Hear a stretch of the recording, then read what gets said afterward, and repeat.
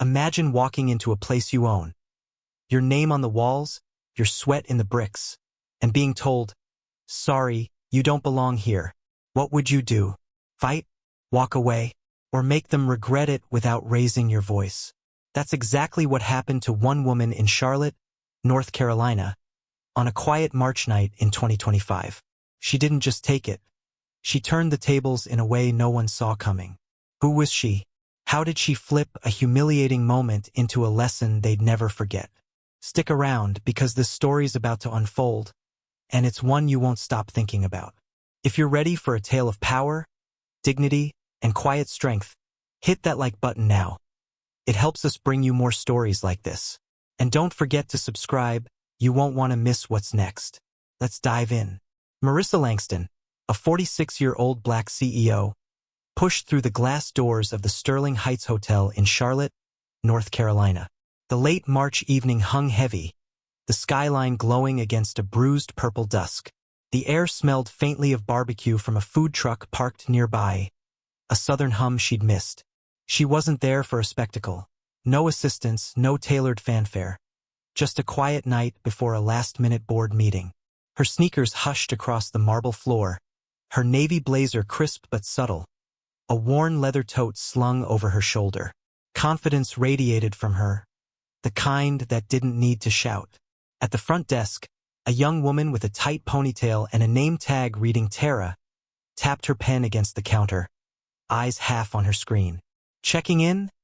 she asked, her voice flat, mechanical. Marissa offered a warm, weary smile. "Yes, under Langston, Marissa." Tara's fingers skittered over the keyboard, then stopped. She frowned, lips pursing. "Nothing under that name." Marissa tilted her head. "That's okay. There's a suite held for me, owner's block." Tara's eyes flicked up, narrowing. "Ma'am, we're full tonight. Guests only. I've worked here a year, and that's news to me if you've got a room." Her tone edged into a smirk, dripping with misplaced certainty. The room's energy shifted. Marissa's gaze slid past her to the polished sign overhead. Sterling Heights, a Langston property. Her name wasn't just ink on a list, it was etched into the steel and stone. "I'm not just a guest," she said, voice steady as granite. "I own this hotel." Tara blinked, then let out a sharp laugh, like Marissa had claimed to be a senator. "You own it? I've worked here a year, and that's news to me." She reached for the phone. "I'm calling the manager." "Go ahead," Marissa replied, calm but unyielding. A businessman by the lounge glanced up from his laptop. A woman in line muttered, "What's her deal?" to her companion. Marissa felt it, the familiar weight of doubt, the sidelong stares asking, "Does she belong?" Moments later, a wiry man in a rumpled suit shuffled out from a side office. His badge read Assistant Manager Greg Tillman. He adjusted his glasses, forcing a thin smile. "Evening. Reservation trouble?" Tara jumped in, voice carrying. "She says she owns the hotel." Greg's eyes darted over Marissa, her quiet sneakers, her unflashy tote, hesitating. "I'm Marissa Langston," she said, locking eyes with him. "My name's on every lease, every board memo." Greg cleared his throat. "Right, one moment." He muttered into his walkie-talkie, and two security guards materialized. One near the staircase, the other by the coffee nook. They didn't move closer, but their presence pressed like a thumb on a bruise. Marissa's chest tightened. Not fear, but the slow burn of recognition. She'd walked this script before in lobbies from Atlanta to Seattle. She could have flashed her ID, pulled up emails, or pointed to the framed photo from the 2016 opening. Her in a hard hat, grinning beside the cornerstone. Instead, she stepped back, fished her phone from her pocket, and dialed. Her voice was low, each word clipped like a blade. "This is Marissa Langston, Charlotte property. Fix it now." The call lasted 22 seconds. She hung up, crossed her arms, and waited. This wasn't about a bed anymore. It was about a truth she'd spent decades carving, and they were about to feel its weight. Marissa stood by a potted fern, her silhouette still against the lobby's soft glow. She didn't fidget or glare, just watched. Tara hammered at her keyboard, her smirk replaced by a frantic edge, as if the system might rewrite reality. Greg returned, clipboard trembling in his grip, forehead slick with sweat. "Miss Langston," he said, her name a cautious test. "I think there's been a misunderstanding." Marissa's eyebrow arched. "You can check all you want. I'm not leaving." The guards hovered, radios buzzing faintly. Guests craned their necks. A woman in line whispered, "What's her deal?" Louder now. A teenage boy by the bar smirked into his phone. Tara's fingers slipped under the desk, scrolling her own screen, probably Googling Marissa Langston. Expecting a blank, Marissa nearly smiled. She knew the drill. People saw her. Brown skin, short curls and a low bun, no Rolex or stilettos, and decided power couldn't look like that. Not their version of it. Then the elevator pinged, sharp and final.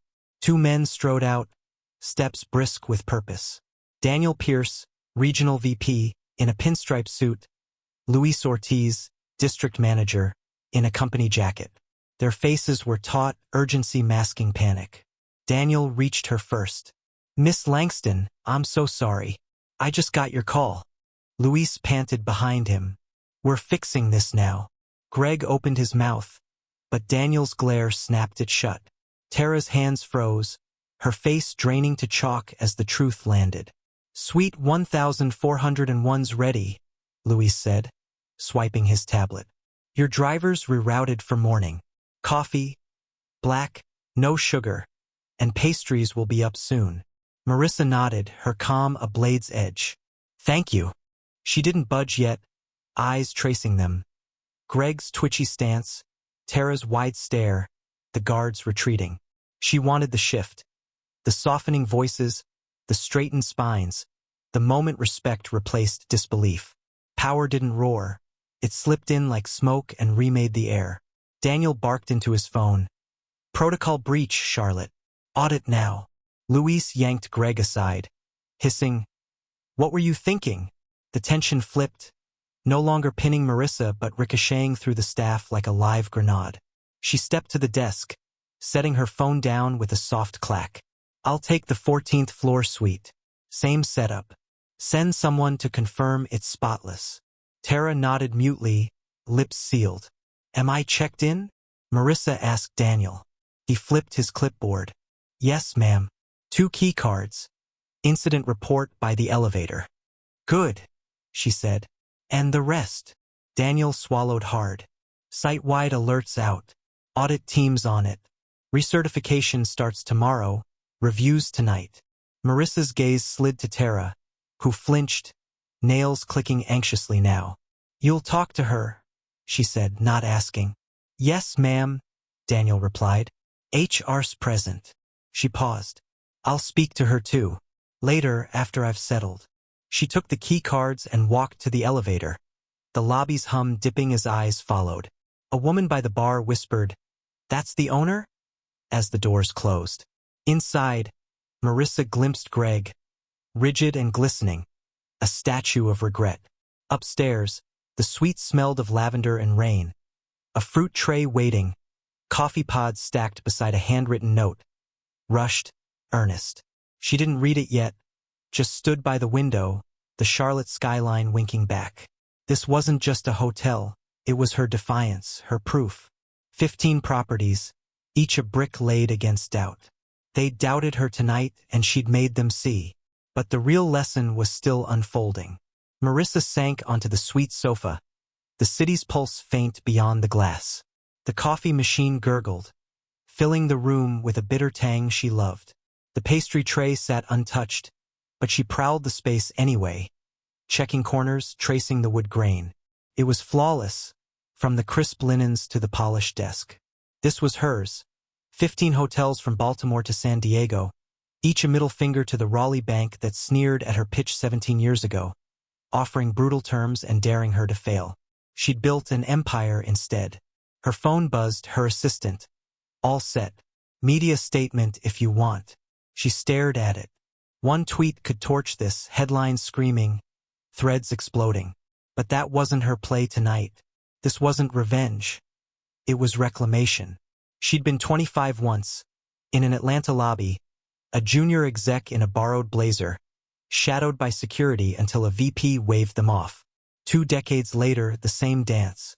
She wasn't shocked anymore, just done proving what was already hers. A knock, room service. A nervous kid wheeled in fresh coffee, a kitchen manager's apology note, a spa offer. She thanked him softly, shut the door, and sipped the brew. Black, sharp, grounding.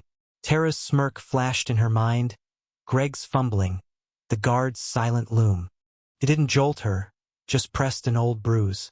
At 6:45 a.m., she descended, reborn. Her gray suit cut like a blade, heels clicking with intent, eyes unyielding. The lobby stirred. Guests lugging bags, staff darting. But it hushed when she appeared. Daniel and Luis waited by the lounge, folders clutched, coffee cold. They looked like they'd wrestled the night. She led them to the conference room. Inside, Greg sat stiff. Tara stared at the table, and Ellen from HR opened her notebook. Marissa stood, arms crossed. Explain last night, your view. Silence thickened. Tara mumbled, I didn't expect. Expect what? Marissa cut in, calm but piercing. That someone like me owns this? Tara nodded faintly. Was I rude? No, Tara whispered. Did I threaten you? No, Greg stammered. I didn't mean, but stopped under her gaze. Marissa turned to Ellen. No witch hunt, just accountability. Luis jumped in, right up for Tara, desk reassignment, till training. Greg's on review. She sat, eyes on Tara. How long here? 6 months. Ever wonder who built this? Tara shook her head. Thought it was some firm. Marissa leaned forward. 15 properties. I started them because I was tired of being a ghost. Why am I still one here? Tara shrank. Greg flushed red. Luis vowed training. Make it real, she said. Not scripts, understanding. She stood, the lobby snapping taut as she passed. Staff nodded warily, but she didn't nod back. Not yet. She wanted proof, not performance. One talk remained, though one she'd handle herself. Back in her suite, she replayed the night. Not anger, but resolve hardened in her chest. She'd turned doubt into a mirror, and they'd seen themselves. Smirks, assumptions, all of it. She hoped they'd learn. If not, she'd keep walking through doors they tried to shut. She always had. The skyline glowed, a quiet promise. This was her story, and she wasn't done telling it. By 9 a.m., the lobby hummed, guests dragging suitcases, espresso shots hissing at the bar. Marissa waited, letting the rush thin. She didn't want noise or masks, just truth. She found Tara in the break room, hunched at a folding table, a stale donut crumbling beside her. Her phone lay face down, eyes red and sunken. Marissa pulled out a chair, and Tara jolted, nearly tipping her water. Relax, Marissa said, voice low, warm. I'm here to talk. Tara swallowed hard, nodding. The vending machine buzzed, a faint pulse between them. Ever feel small at work? Marissa asked. Tara blinked, then nodded. Yeah. Gas station off I-85. Boss screamed. Customers didn't see me. Like I wasn't there. Marissa tilted her head. You know that bite. Why'd you turn it on me last night? Tara's face crumpled, guilt pooling. I didn't mean. I thought you were lost. You didn't look. She stopped. Didn't look like what? Marissa pressed, steady. Like someone who owns hotels, Tara rasped.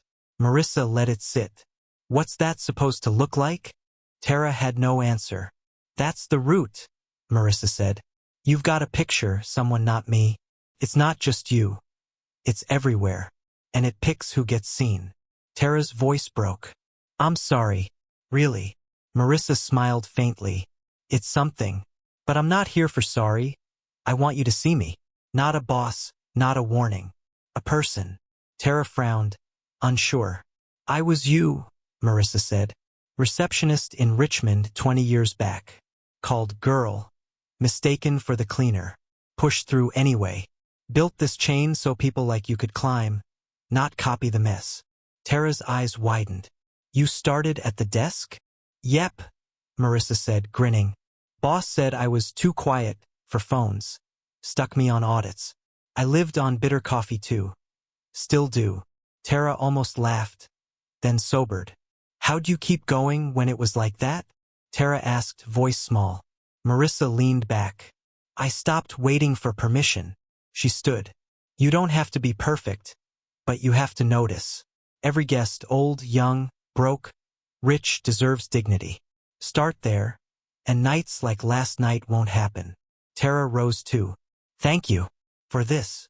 Marissa nodded and left, a lightness blooming in her chest.